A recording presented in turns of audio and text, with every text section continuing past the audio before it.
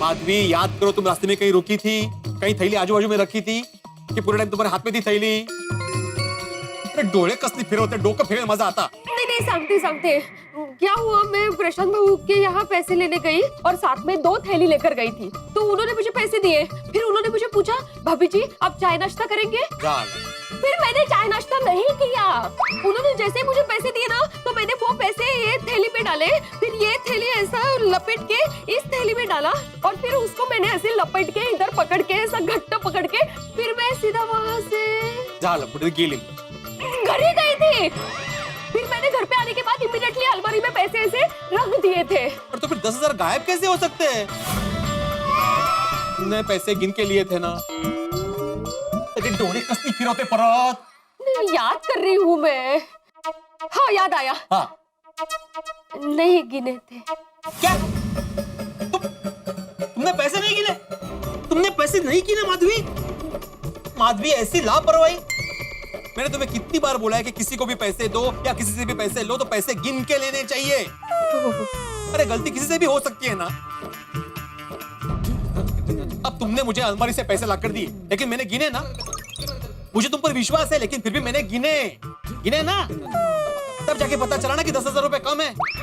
अगर मैं बिना गिने ऐसे ही पैसे महेश भाई को दे देता तो? मैं हमेशा गिनती हूँ, लेकिन प्रशांत भाऊ ने मुझे कहा कि ये 38,000 रुपए है, तो मैंने रख लिए फटक से थैली में क्योंकि मुझे जल्दी थी। तुम्हें कहाँ जाना था? हाँ? तुम्हें कहाँ जाना था?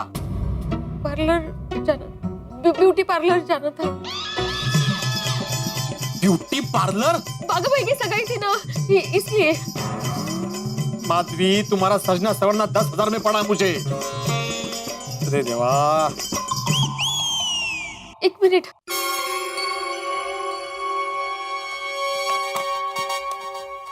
किसे फोन कर रही है? प्रशांत भाऊ को। उनको फोन करके पूछती हूँ कि कहीं गलती से उन्होंने हमें कम पैसे तो नहीं। वेड लागले। फोन रखो। प्रशांत भाई से हमारे बरसों के संबंध है। उन्होंने हमेशा मिलके पूरे पैसे दिए। उनको फोन करके अगर हम उन्हें पैसों के बारे में पूछेंगे ना तो उनको लगेगा कि हम उनका अविश्वास दिखा रहे हैं और हमेशा के लिए बिजनेस चला जाएगा। ओह बरोबर है, मुझे पैसे गिन के लेने चाहिए थे, मुझसे गलती हो गई। गलती नहीं माधवी, इसे लापरवाही कहते हैं, लापरवाही।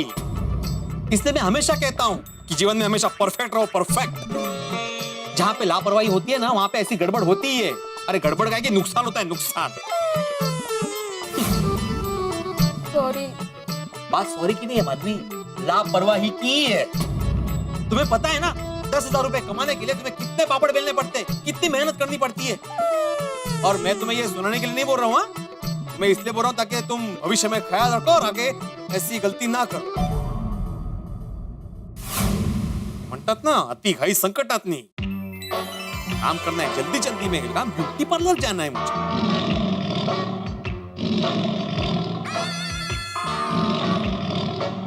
वैसे क्या देख रही हो? एक तो चोरी, ऊपर से सीना चोरी। अब बताओ कहां से आएंगे 10,000 रुपए? हाँ? ये परत डोळे फिरवती है। ओ डोळे नहीं फिरवते, आप जरा उधर देखिए। क्या है ये? 10,000 रुपए। इसका मतलब मैंने पूरे के पूरे पैसे यहाँ टेबल पे रखे थे। ये पैसे टीपॉय के नीचे कैसे गिर गए?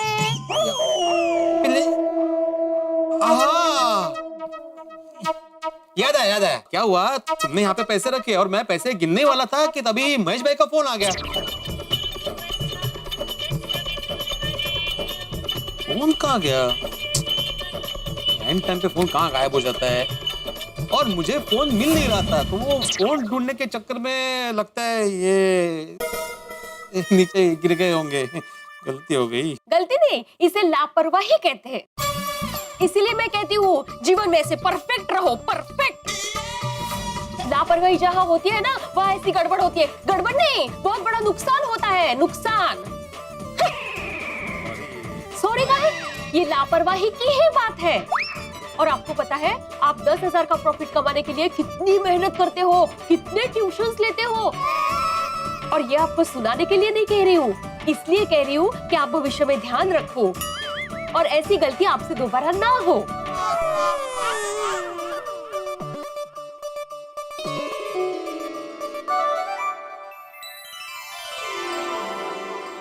सॉरी,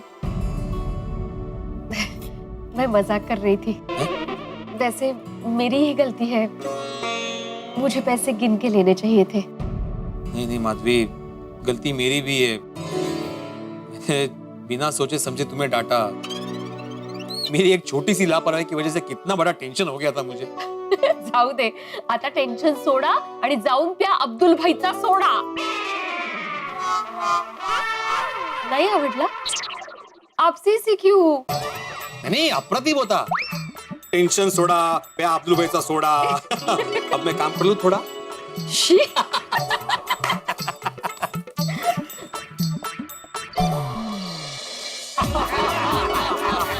लेकिन वैसे मानना पड़ेगा पोपटलाल भिड़े, तुम लोगों ने सोसाइटी का रिपेयरिंग का काम मस्त सेट कर दिया। तो मित्रों, इस बात के लिए जरा गिलास रखा जाए और पोपटलाल और भिड़े के लिए तालियां हो जाए।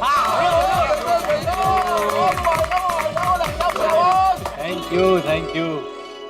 अरे भाई, मानना पड़ेगा, ये गोकुल धाम का पहला ऐसा काम होगा जो बिना किसी परेशानी और रुकावट के शुरू हो गया। करेक्ट। और आगे भी कोई रुकावट और परेशानी नहीं होगी आती भाई। भाई ऐसा ही होना चाहिए। नहीं, थोड़ी परेशानी तो होगी पोपटलाल। क्या है, मेहता साहब के घर से लेकर हमारी विंग से होते हुए क्लब हाउस तक पूरी बिल्डिंग में पर्दा लगने वाला है, तो आने जाने में थोड़ी तकलीफ होगी, इसलिए हमें पीछे का रास्ता यूज करना पड़ेगा। अरे बाप रे, इतना बड़ा कपड़ा लगेगा तो मुझे मेरी बालकनी से सुबह बबीता जी के दर्शन ही नहीं हो पाएंगे।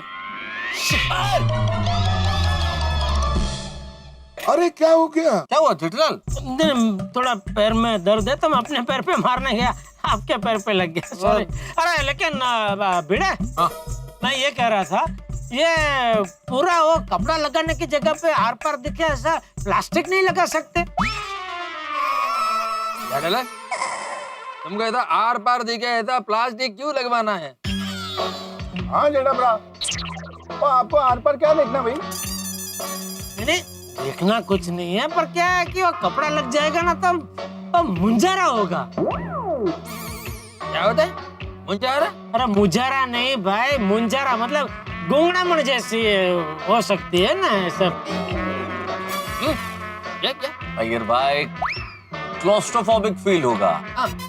और तकलीफें बर्दाश्त करने में हम गोकुलधाम वालों की तो मास्टरी है, और तकलीफें आती रहती हैं, हम उसको चैलेंज के रूप में लेके जीतते रहते हैं। करेक्ट है माँ। हाँ देखिए ना, बागा और बावरी की सगाई में जेठा भाई को कितनी तकलीफ हुई। अरे भाई अब्दुल, मेरी तकलीफों के बारे में तो बात ही मत कर। अभी मैं यहाँ मेरी तकलीफ गिनाने बैठूंगा ना तो बबलू आके पूरा काम करके चला भी जाएगा ना, तो अभी मेरी तकलीफों की गिनती खत्म नहीं होगी। नहीं, ये बात तो सही है जेठलाल। देखो, तुम्हारी जिंदगी में तकलीफें तो आती रहती है, इसमें कोई शक नहीं है, लेकिन गोकुलधाम निवासियों की वजह से तुम्हें कभी कोई तकलीफ नहीं आई। गोकुलधाम वासियों की वजह से तुम्हें हमेशा खुशियां मिली है ना? बिल्कुल बिल्कुल। और हाँ, वाहिगुरु जी की कृपा से हम सबको इतनी खुशियाँ, चेहरे पे हंसी, साथ में भाईचारा, ओ मंगे उत्साह, एकदम टकाटक, बल्ले बल्ले, और गरबा भी दिया भाई। दोस्तों, मैं फिर से एक बार याद दिला दूं कि कल से पोपटलाल का दोस्त रिपेयरिंग का काम शुरू करेगा और हमें आने जाने के लिए पीछे का रास्ता इस्तेमाल करना है। हाँ नहीं भाई, वो तो समझ में आ गया, लेकिन पोपटलाल, ये बबलू कल पक्का काम शुरू कर देगा ना भाई? जेठालाल, मेरी बात ध्यान से सुनो। तुम चाहे आर पार दिखे ऐसा प्लास्टिक लगाने की जिद करो, या भिड़े बबलू को पैसा देने से इनकार कर दे, कल चाहे आंधी आ जाए, तूफान आ जाए, लेकिन मेरा दोस्त बबलू शुभ मुहूर्त में कल सुबह हमारी सोसाइटी का काम शुरू करेगा, मतलब करेगा।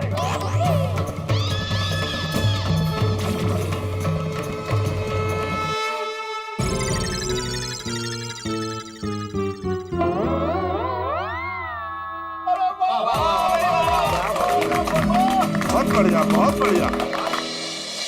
चलो बाम्बू सब उधर रखे जाओ, लेके जाओ, जल्दी जल्दी जल्दी जल्दी जल्दी, बराबर लगा भाई, वहां से निकाल बराबर से, जल्दी करो यार।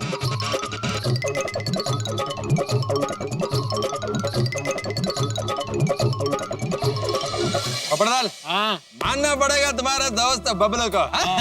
इसका काम है एकदम फास्ट है, नहीं यार? हाँ बिल्कुल, फास्ट ही नहीं, और मुझे पूरा विश्वास है कि समय से पहले काम पूरा भी कर देंगे। सिर्फ पूरा नहीं करेगा, बबलू काम परफेक्ट करेगा। वो भी कम बजट में। हाँ, चलो चलो जल्दी। देखो, मुहूर्त का टाइम हो गया है, नारियल फोड़ते, भगवान का आशीर्वाद लिए काम शुरू करते हैं।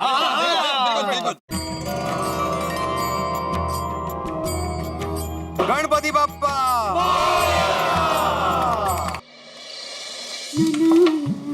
अरे दया, अरे आ गए टप्पू के पापा। आ गया भाई, जल्दी से खाना लगा, बहुत भूख लगी है। ये क्या? क्या? अरे ये दाग। ये कहाँ से लग गया? मतलब आपको पता ही नहीं कि ये दाग कैसे लग गया? नहीं, हाँ लगता है अभी वो पीछे के रास्ते से आना जाना पड़ता है ना, और वहाँ सामान भी बहुत पड़ा है, शायद वहीं लग गया होगा। टप्पू के पापा, आप नक्की चलते चलते फोन पर बात कर रहे होंगे। मेरी माँ हमेशा कहती है कि बेटा एक वक्त पर एक ही काम करना चाहिए, आपको आजू बाजू देख के चलना चाहिए टप्पू के पापा। तो ये भी तो 2 काम हो गए ना, हैं? देखने का भी और चलने का भी। ओहो, ये मजाक की बात नहीं है टप्पू के पापा। ठीक है, आपके कपड़े पे दाग लगा, अगर आपको कोई नुकीली चीज लग जाती तो आपको आगे पीछे देखकर चलना चाहिए था। आप पर कोई नुकीली चीज लगी तो नहीं ना भाई, क्यों नकारात्मक सोच रही है? सीधा साधा। अच्छा, तुझे कहीं अफसोस तो नहीं हो रहा है? कपड़े पे सिर्फ दाग लगा, कोई नुकीली चीज लगनी चाहिए थी। क्या बोल रहे हैं आप? और नहीं तो क्या, सीधा साधा दाग लगा है, उसमें तो तू नुकीली चीज पे पहुंच गई। क्या भाई, वो तेरे अच्छे के लिए कह रही है और तू उसे ताने मार रहा है। नहीं, ताने कहाँ मार रहा हूँ। अरे अभी तो तू बोला कि क्या तुझे अफसोस हो रहा है कि ये सीधा साधा दाग लगा, कोई नुकीली चीज लगनी चाहिए। अरे नहीं, वो ताना नहीं मार रहा था, वो तो मैं मजाक कर रहा था बापूजी। अरे ये मजाक का विषय नहीं है, वो सही कह रही है। आते जाते देख के चलना चाहिए ना। नहीं बराबर है, लेकिन बापूजी क्या है, देख के चलने पर भी कोई फायदा नहीं है, क्योंकि एक तो वहाँ इतना अंधेरा है, ऊपर से इतना भंगार का सामान वहाँ पड़ा है, तो आप कितना भी देख के चलो, कुछ न कुछ लगने की संभावना आप नकार नहीं सकते। अरे भाई, हम भी तो वहीं से आते हैं ना, उड़ के बालकनी से तो घर में नहीं आते ना। नहीं, आप क्या दिन के टाइम में आते जाते होंगे ना, अभी मैं दुकान से आया, रात हो गई, और रात में वहाँ थोड़ा ज्यादा अंधेरा होता है, कुछ दिखाई नहीं देता। अरे भाई, आते जाते देख के चलना, इतनी सीधी सी बात है, इसमें इतनी चर्चा क्यों कर रहे थे? नहीं, वो मैं बड़ा समझ क्या है। अभी चुप बैठ, वरना मैं तुझे कोई नुकीली चीज मार दूंगा। नहीं बापूजी, मैं समझ गया, मैं आते जाते देख के चलूंगा। अब बस तो इतनी सी तो बात थी, ये पहले ही बोल दिया होता तो इतनी चर्चा नहीं होती ना। नहीं, समझ गया, सॉरी बापू, सॉरी। ऐसे बापूजी, भिड़े से कुछ बात हुई, कब खत्म हो रहा है? क्या रिपेयरिंग का काम? नहीं, कोई बात नहीं हुई। मैं भिड़े को फोन करके पूछ लेता हूँ। अरे उसे क्यों परेशान कर रहा है? नहीं, पता तो चले कब तक ऐसे देख के चलना है। अरे भाई, तुझसे ज्यादा उसे चिंता होगी कि काम जल्दी खत्म हो जाए। हाँ, बराबर है, बापूजी बराबर कह रहे हैं। बेचारे भीड़े भाई एकदम निस्वार्थ भाव से सोसाइटी की इतनी सेवा कर रहे हैं, और सब लोग ये काम के लिए उनको फाइन पर फाइन करते रहेंगे तो उनको चिंता होने लगेगी। और मेरी माँ हमेशा कहती है, हम किसी की चिंता कम ना कर सके तो कोई बात नहीं, लेकिन उनकी चिंता बढ़ानी नहीं चाहिए। वाह, सासू माँ ने लगभग हर विषय पे कुछ न कुछ तो कहा ही है, नहीं? हाँ। तो ये कपड़े पे से दाग कैसे गायब करने का, उसके बारे में भी कुछ कहा है? कहा है ना। ओह बापूजी, उस पर भी कहा, सुनिए। क्या क्या कहा है? माँ ने कहा है कि कपड़े पर दाग लग जाए तो सबसे पहले घबराने का नहीं, पर अगर फिर भी घबराहट हो तो क्या है कि 2 लंबी गहरी सांस ले लेती। अच्छा, और भूल जाने का कि दाग लगा है। और सुन, अरे पर ऐसे भूल जाने से वो दाग थोड़ी गायब हो जाता है। नहीं, दाग तो कपड़ा धोने के बाद ही निकलेगा। वो क्या है, दाग के ऊपर थोड़ा सा नींबू लगाने का, उसको घिसने का, और फिर गुनगुने पानी से उसको धो डालने का, दाग गायब। आप हाथ मुंह धो लीजिए, मैं खाना परोसती हूँ। मजा आ गया टप्पू, तेरा क्लब हाउस में क्रिकेट खेलने का आइडिया एकदम सुपर्ब है। Thank you. चल अब बॉलिंग कर। हाँ।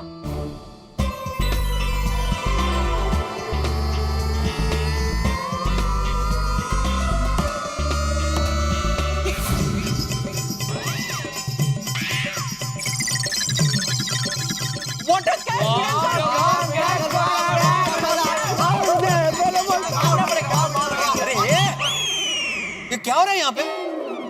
भिड़े अंकल, इस गेम को क्रिकेट कहते हैं। ओ?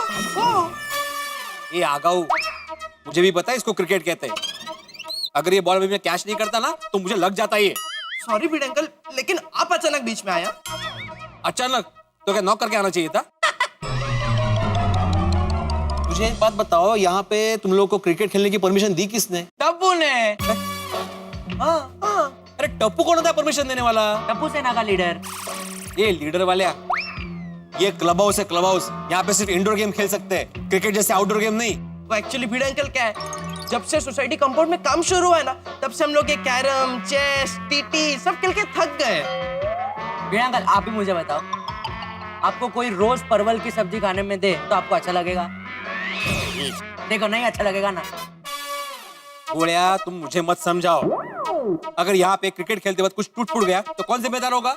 पोपट अंकल। पोपट अंकल? पोपट अंकल ने हमें परमिशन दी थी ना परमिशन, याद कर, दी थी ना यार। हाँ, दी थी। हाँ, पोपट अंकल ने हमें क्लब हाउस में खेलने की परमिशन दी है। और कहा मैं कमेटी मेंबर हूँ, इसलिए तुम लोगों को यहाँ पे खेलने की परमिशन देता हूँ। कोई भी तुम्हें आकर यहाँ पे डिस्टर्ब करे तो मुझे एक फोन कर देना। अच्छा, डिस्टर्ब करे तो फोन करना। अभी फोन करता हूँ, से बोलता हूँ कि अगर कुछ नुकसान हुआ ना उसका पैसा तुम ही भरोगे। अरे भिड़े अंकल, आप क्या हर बात को इतना सीरियसली ले लेते हो? नहीं, पूछता हूँ मैं उसको, ऐसे कैसे? मैं मजाक कर रहा था। Just kidding। भिड़े अंकल खेलने दीजिए ना प्लीज। क्या है ना, यहाँ पे एसी है ना, तो एसी में क्रिकेट खेलने का मजा ही आ जाता है। हाँ, पसीना भी नहीं आता है, एकदम चिल्ड क्रिकेट। हाँ, एकदम। ये चिल्ड वाले तुम लोग की होगी मजा, लेकिन सोसाइटी को होगी इलेक्ट्रिक बिल की सजा। भिड़े अंकल, चलो ना, अभी परमिशन दे दो ना, जो बिल आएगा हम लोग शेयर कर लेंगे। बोलने व्यापारी। हाँ अंकल, यहाँ ठंड में खेलने का मजा ही कुछ और है। हाँ भिड़े अंकल। पिंकू, यहाँ पे क्रिकेट खेलना अलाउड नहीं है। रिपेयरिंग का काम खत्म हो जाने दो, उसके बाद खेलना कंपाउंड में क्रिकेट। ओके, ठीक है, हम लोग नहीं खेलेंगे। हाँ।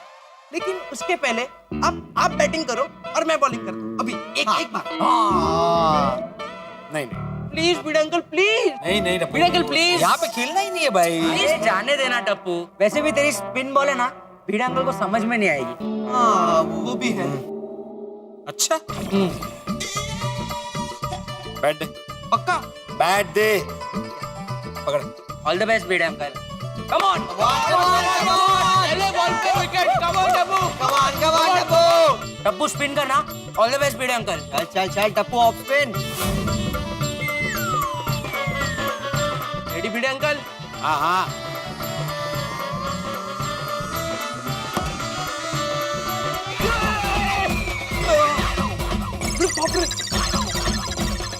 अब्दुल भाई,